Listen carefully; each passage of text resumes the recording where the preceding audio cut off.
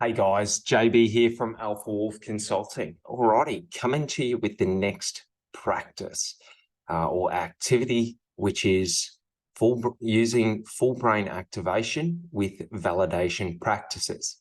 All right, so what we're going to get into is this is a more advanced form of the full brain activation where we're activating our full brain. So, left hemisphere, right hemisphere. Okay. And now what we're doing is we're consciously implanting our self-validation beliefs and thoughts into our subconscious. All right. So because we're actively putting in or implanting new thoughts into our subconscious, okay, we have to really, really understand the importance of this, okay? And we have to really, really respect it. Okay, so this process, right? It allows us to work on rooting our self-validation. Okay, not only in our conscious mind, but also simultaneously implanting these validations into our subconscious mind. So this is pretty powerful stuff. Because whenever we're talking about our subconscious mind, okay, we do not have conscious awareness of these thoughts. We do not have conscious control over these thoughts. So if we do not respect this process or respect what we are trying to accomplish or what we are trying to do, okay, we will cause damage where we cannot see it consciously. So it's very important, okay? I've taught a couple of people this, and I've tried to run it through them, and for some of them, they didn't respect it. And while I was teaching them, and while they were doing the activity and the practice, okay, I could see the damage being done, that they gave into the weakness. So when I'm talking about damage done, okay, your subconscious thought process, okay, for you to implant a new belief or a new thought or a new language into your subconscious, the old has to die. And depending on how deeply rooted these beliefs and thoughts are, they won't want to go easy. They don't want to go easy. They want to keep you trapped. Okay. So what we have to understand, okay, is we're leaning into some of the fundamental principles of Psych-K to achieve a more profound result in a shorter time frame. Now, why does it happen in a shorter time frame? Because what we are doing is we are forcibly reprogramming our narrative, okay? And that old narrative does not want to go quietly into the night, okay? It will fight back in the sense that, if we have a, low self-worth and we're trying to implant a belief of having high self-worth, or we're trying to implant self-worth into our subconscious, all of those negative thoughts, all of those negative beliefs are going to challenge you. And the only way through is the new thought has to be the dominant thought. So it doesn't matter what our subconscious thinks. It doesn't matter what our subconscious says to us, okay? When we're actively reprogramming it, okay, we are setting the tone of the narrative. We are setting the tone of the beliefs, okay? So we have to have 100% certainty, 100% conviction, and 100% commitment to implanting these new beliefs, okay? Because our mind will start to try and trick us. So our new belief might be, for me personally, it was self-worth. So when I was implanting, I am someone of worth, I'm someone worthy, I'm worthy of love and respect in life, okay? My subconscious was bringing up every one of those small, moments or memories in my life where I had built or I had lost self-worth, and it was trying to hold me down and keep me down. Okay, so you got to understand, should we falter? Should we lose our conviction, our certainty, our commitment to this new thought process? We will then start to repeat and focus on all those negative experiences. And what happens when we do that? We entrench them. So you got to understand, when we're doing this sort of stuff, without 100% commitment and belief to yourself and certainty and dedication and respect, you will destroy your subconscious. Okay? And it's not that it's an overnight thing that you destroy it. No, you will just make yourself feel like a more shit human being, a low human being. Should I have faltered in my mission to change that subconscious thought pattern and those subconscious beliefs from being worthless to worthy? If I had faltered and, given into those fears, then what would happen is I would start to promote those beliefs into my subconscious, and they would become stronger. Because you got to remember, okay, what makes a belief strong in our mind? And it's your, synaptic pathways. So if we focus on those negative beliefs or those limiting beliefs or those negative thought patterns, we make them stronger. So we have to ignore them. And regardless of what our subconscious says, okay, we have to push through, all right? Because we don't want to destroy our mental landscape. We don't want to waste our time, okay? Because every time we give in and we falter and we give in to those weak thoughts, we empower them and they become stronger. And the next time it's harder and harder and harder. So what we have to do, all right, is when we're about to launch this process, okay, we have to make a promise to ourselves and we have to make a commitment to ourselves that this is the new pathway that we are going. These are the new thoughts. These are the new beliefs. And I do not care what my subconscious says. It can say whatever it wants to say, because how we do it, okay, is it's by repeating this statement. I am someone, of worth.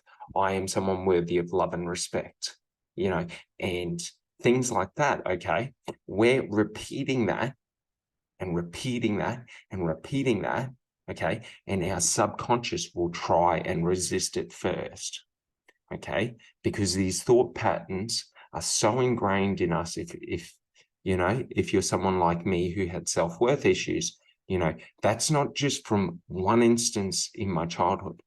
That is from a lifetime of letting myself down, of lowering myself, okay? So what we have to do is we have to forcibly reprogram it or change it. Now, the way I describe doing this is every time, every time your subconscious gives you resistance, puts up a fight, you become louder, you become more determined, you become stronger, and your conviction grows, okay? Just like, for example, in a situation, if someone was trying to drag you down, you do not go down quietly, okay? You become louder, you become more aggressive, you become more determined for what you want, all right? So we just have to understand that to really succeed in this process, we have to respect ourselves at the highest level, and anything less is not good enough, all right? So it's not good enough to give a second best result, because that is just going to lead to us empowering these negative thoughts, and it won't be good. Because like I've mentioned, all right, when we're dealing with the subconscious mind, okay, in our day-to-day life, when we're not actually activating our full brain, this is happening in the background. This is happening where our awareness isn't. So any damage that we do won't be present in our mind. We won't see it. And the problem with our subconscious is our emotions and our feelings. So what will happen is emotionally, we will entrench these negative beliefs and we will feel negative emotionally. We will entrench these negative beliefs and our feelings will become negative. So how I view myself will become more negative, not more positive. All right. So, this process, all right, leverages on repetition conditioning.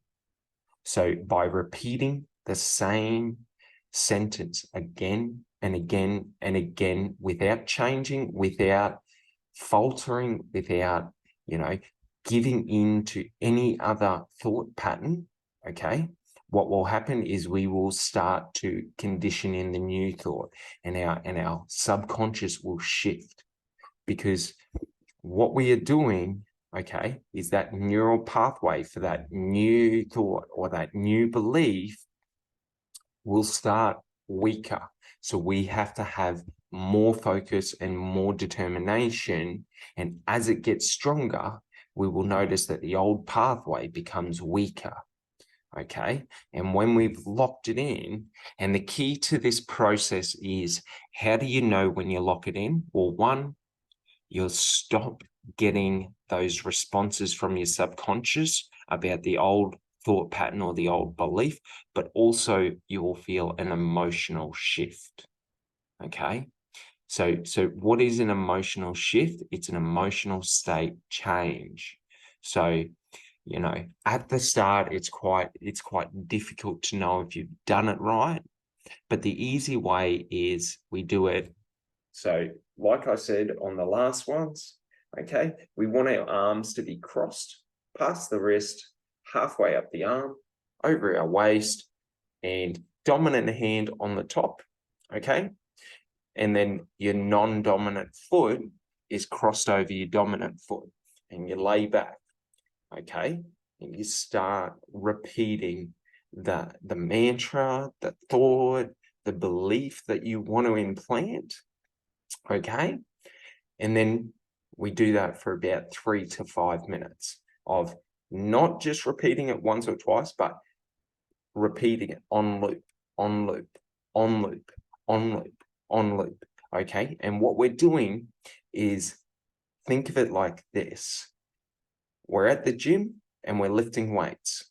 We don't just lift one or two. We don't do 1 or 2 reps and then we're good for the week, okay? We have to do it again and again and again. So the more you do, the stronger it gets, okay? But if you falter, if you shift your belief, okay? So if your belief was or your belief that you wanted to implant was, I am someone of worth, okay, your subconscious will try to confuse you, okay? Because if you're not focused on that belief, okay, with 100% clarity, what will happen is you may start shifting the language around it, okay? So we got to remember our language patterns, okay, and the importance of language on shaping these beliefs, okay? So we want to keep it simple, but we want to have it as, something empowering to us that will get us a positive result, okay? So it can be whatever you want it to be, okay? There's no secret to it. We just have to be aware of how our language controls our narrative, because essentially what we're doing is we're reprogramming our narratives around thoughts and beliefs, all right? So this is a process that we have to do again and again and again until we feel that change, until we no longer have those negative thoughts or negative beliefs, all right? But we have to remain focused, all right? It's essential that we remain focused on a very targeted language pattern, a very targeted belief. So we just choose one belief, Okay, we create a language pattern for what we want to think and feel around that, and that's what we implant. All right, and we do that until we get an emotional shift, which essentially is how I describe it, is you'll feel a slight biochemical response, or you might feel slightly happier, or you might just feel, a little bit different. All right. So it's not a conscious shift. We're not trying to identify, but we'll just notice that something will happen. All right. So we do it first on our dominant hand, and then we switch over to our non-dominant hand. All right. And we do the same with our legs. So our legs start on our non-dominant foot, and then we switch over to our dominant foot. And we do it for about 3 to 5 minutes on each side, or until we feel an emotional shift. Okay. And sometimes, depending how deeply rooted these subconscious thought patterns and beliefs are, or how effective our language patterns or our new beliefs are, we may have to do this 2 or 3 times. So I always say, do it for a week or two. All right. Just repetitively every day for 5 minutes, sit down and just reaffirm that belief or that thought pattern, and just go one at a time. So an easy thing to do for this is to write out the new belief that we want to change. So the belief that we have and we want to change. And then what we want to do is write down our language pattern of how we're going to shift our narrative. Because remember, our narrative influences our beliefs. Okay, because the narrative is the story we tell ourselves day in, day out, moment to moment. And that influences how our synaptic pathways develop. And if we remember that our beliefs are just habitual thoughts that become so quick and so easy for our brain to take, that they become essentially a truth for us. All righty. So remember this, all right? To achieve success in this means what was there must die, all right? It's not we're not trying to coexist with these negative beliefs. Those negative beliefs must die. They must be drowned out, all right?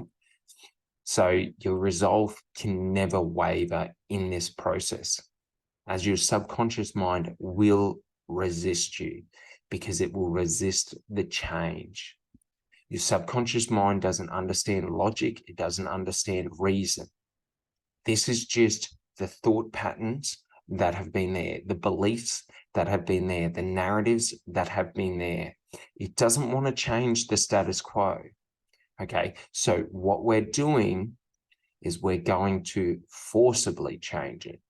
All right, by repetition conditioning, by repeating the same narrative again and again and again and again until it becomes our truth. And once it becomes our truth, that is when it is our belief, because our belief is just our truth of this equals that, All right. Now, things to be aware of. All right. Your mind, your subconscious mind in this process will throw every negative and limiting thought or belief at you. It will show you every memory of where you weren't good enough, where, you built that negative thought pattern or that negative belief, okay?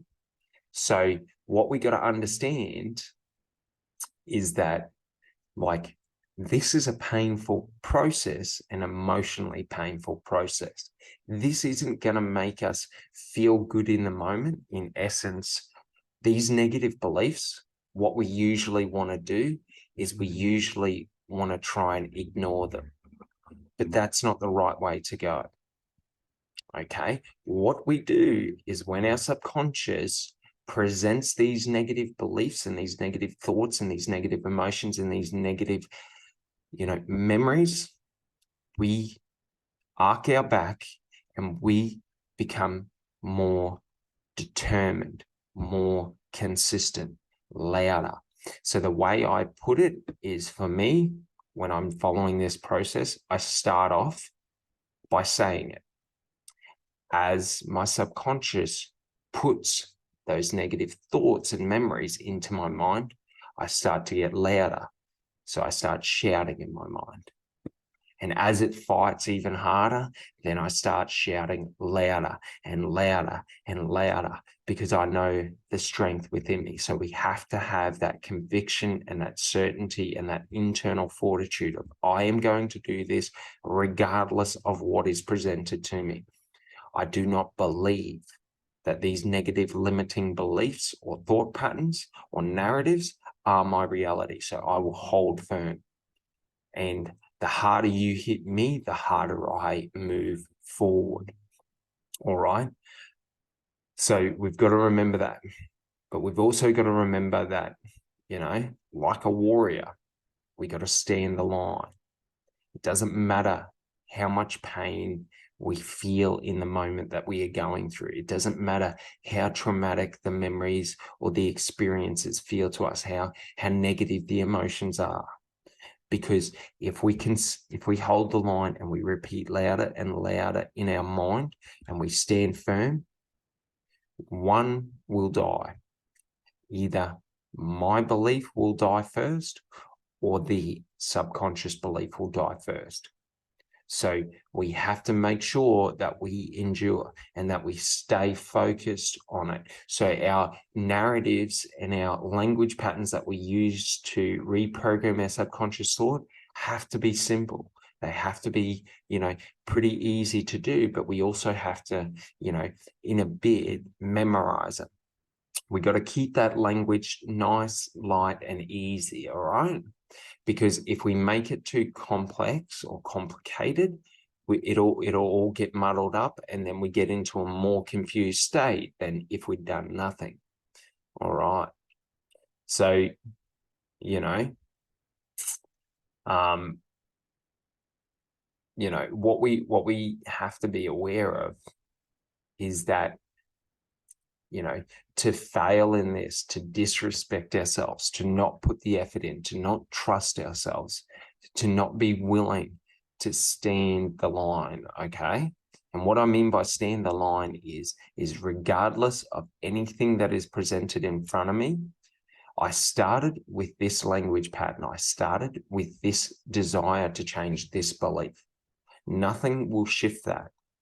We have to hold firm to that, because like when I talk about entrenching those negative beliefs, they get deeper and deeper rooted into our subconscious.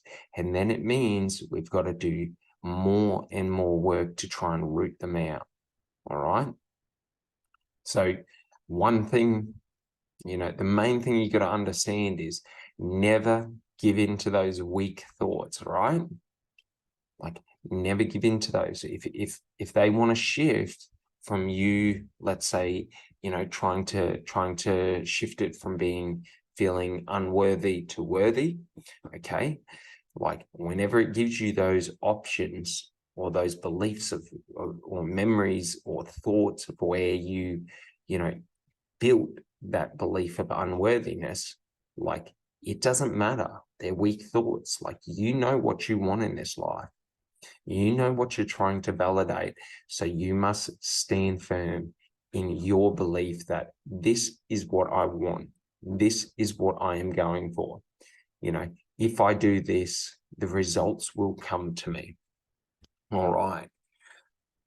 Now, the benefit of this and the beauty of this is when we do this practice again and again and again, we start to realize that we can replant or implant any new thought wave, you know, thought pattern or belief and all of that into our subconscious, which by definition shifts our emotional states and our feelings, which by definition will shift our biochemical response. So that's why this is so powerful, because when done right, okay, when we implant that new belief in there and we kill off that old belief, if it was worthylessness and we've implanted self-worth, okay, moving forward from us implanting that self-worth, okay, our emotional state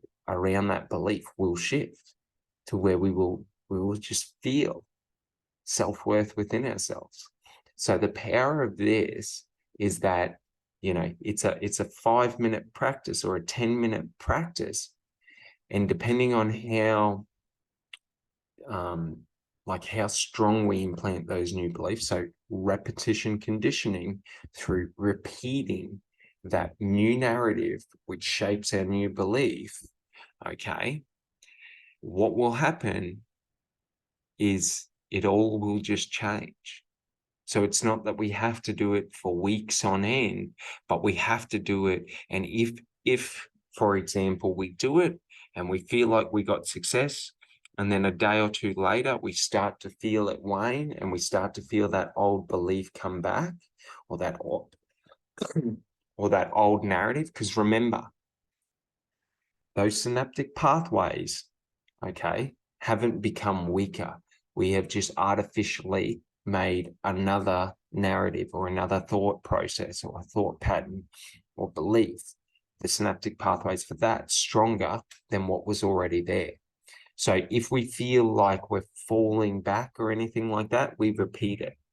We repeat this task. So what I usually say to people is, you know, for the first go, maybe over a 2-week period, do it 4 or 5 times. Okay. So that's why it's important, and that's why it's good to have a journal where you write down the belief we want to put in there, and then the language pattern that will unlock that belief or create that belief. And then that's sort of like, you know, that's our spear.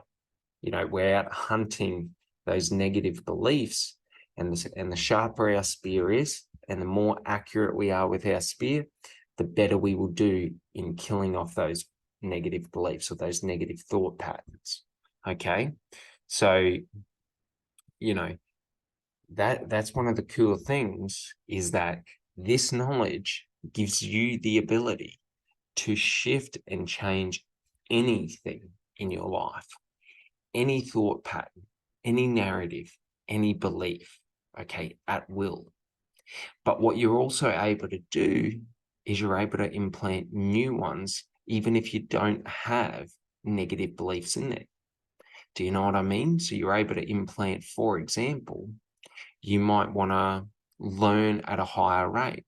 So I'll give you a little bit of craziness. So my mind, my body, okay, will, whatever I believe as being my reality for my mind and my body, whatever I believe as being possible, they will adapt. So if I tell myself every day I'm stupid and it's hard for me to learn and learning's a difficult thing and I can never remember, my brain will self-limit itself to having that exact makeup.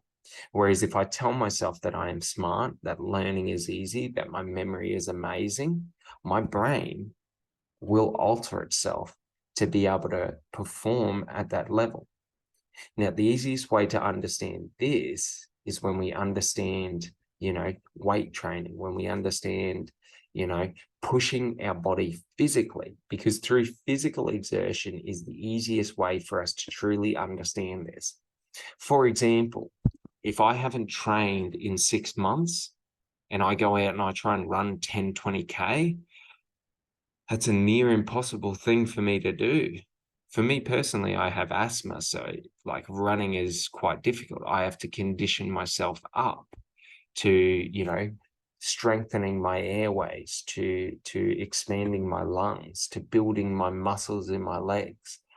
But the thing is if I consistently do it day in, day out, okay, and I build it up, what I'm able to do is I'm able to see that that limitation was only a limitation because of my lack of effort.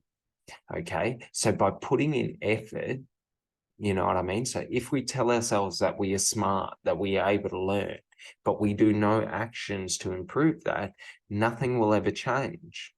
Whereas if we tell ourselves this and we create these beliefs and these new narratives, and we go out there and we put the work in, day out, day in, day out. So just remember, like, we've got to have actions behind this in terms of, you know, if we're shifting from being worthless to having self-worth, then what we have to do is we have to take actions, and we have to be aware of it and have mindfulness to remind ourselves that I have self-worth.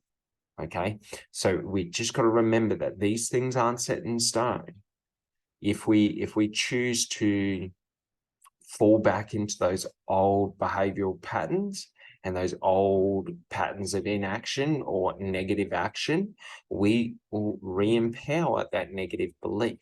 So we have to have a mindfulness and awareness practice to where, you know, every day we're making sure that we're conscious about this, that this is done.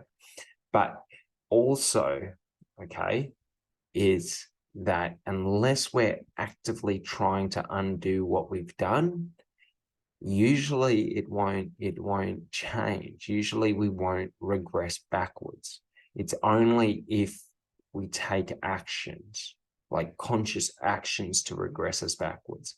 Just like, for example, you know, if we were addicted to drugs, you know, and we were a drug addict, and we went and we got clean and sober and went to, you know, rehabilitation, you know, when we come out of that rehabilitation, okay, the physical addiction of that drug is gone, you know, because that's what the rehab's about, is working through that. But if we then fall back and go out and do the behaviors of taking those drugs again, we will just, you know, refuel that negative addiction. So what we have to do is we have to just be aware of it. But if we're aware of it and we choose to abstain from those negative thoughts or those negative beliefs, we won't regress. Okay, it's only through us taking actions in moments that draw us back into that. So that's why it's important to sort of monitor yourself and measure yourself. Okay, you can do it internally, or you can do it in a journal. Either way is easy. I do it personally internal, and I just find it much easier to do it internal. But I do identify that having a journal that you record this to really has a higher level of effectiveness, because we're able to go back and we're able to look back on it and review the progress that we've come. You know, we're able to review those old negative beliefs or those old narratives, and we're able to see and test and measure our personal response to them. You know what I mean? All right. Well, I hope this helps. And just remember that to do this practice, we just have to have the highest level of respect for our mental landscape, for who we are, because we don't want to give in to those weak thoughts and cause more damage to us. So we don't want to be disrespectful in the sense that we don't pay attention and we think we know what we're on about, okay? And we think we know better, and I don't need to do this, I don't need to do that, I don't need to put the effort in. If you don't put the effort in, okay, you'll get the result of someone who doesn't put the effort in. So it has to be at a minimum standard, 100% effort, 100% conviction, 100% respect. Anything less, and you will do a disservice to yourself, and you will entrench those negative thoughts and those negative narratives and those negative beliefs into your subconscious deeper.